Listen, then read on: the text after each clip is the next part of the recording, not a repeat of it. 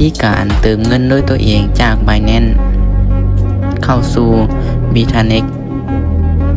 โอเคทุกคนสบายดีมื้อนี้ว่าจะมาแนะนำวิธีการเติมเงินด้วยตัวเองเนาะถ้าสมมุติเราบ่อยากเติมผ่านกลุ่มเนาะเราสามารถเติมด้วยตัวเองได้กดเข้าไปที่ฝากเงินเนาะแล้วก็Copyเอารหัสเลขกระเป๋านี้หลังจากนั้นเราเข้าไปที่ Binance ของเรากดไปที่ส่งเนาะเลือกถอนเงินคริปโตแล้วกด USDT หลังจากนั้นเรา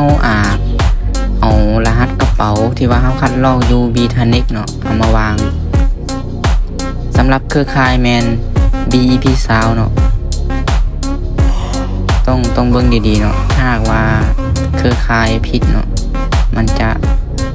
โอนบ่ได้โอเคกดเลย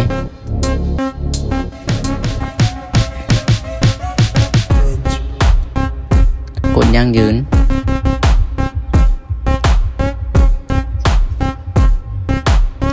สำหรับการเติมเนาะ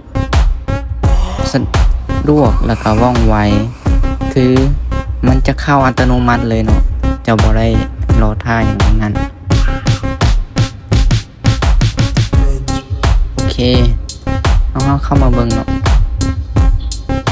กดตัวนี้เด้อยั่งยืนการฝาก